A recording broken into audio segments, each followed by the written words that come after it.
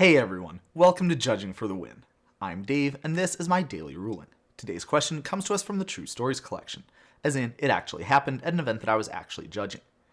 Amy attacks with an Inkmoth Nexus that's equipped with a Colossus Hammer. Nick animates and blocks with his own Inkmoth Nexus. Obviously his Inkmoth Nexus will die, but what will happen to Amy's?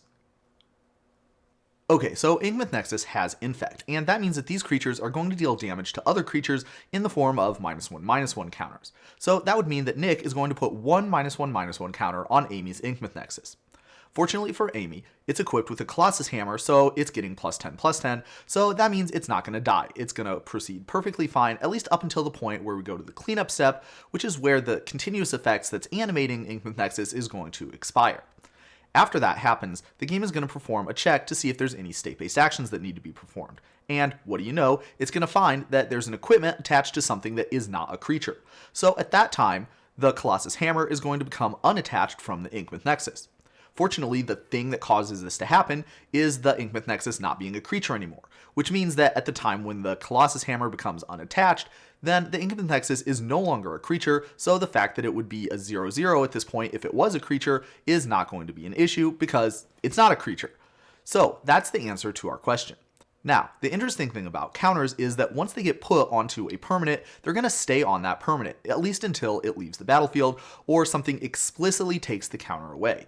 Even if the counter is no longer relevant to the new card types that the permanent has, it'll stay being on there. And so that -1/-1 counter is going to stay being on Inkmoth Nexus indefinitely. As long as it is not a creature, it's not going to do anything in particular. It's just going to be chilling out there.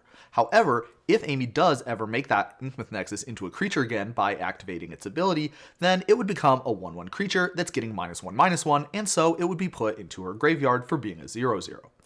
The thing that does this is also a state-based action, and that's important because it means that there's no opportunity either player would have to cast spells or activate abilities after the ability resolves, but before the Inkmoth Nexus gets put into the graveyard. So that means that Amy's Inkmoth Nexus would die immediately after that ability resolves, unless Amy were to jump through some special hoops. I have a couple of ideas for things that Amy might want to try, but I'll leave those to everybody in the comments to suggest your favorite one. But that's all I have for you today. How did you do? Join me again next time for another daily ruling, but until then, I hope you have a great day.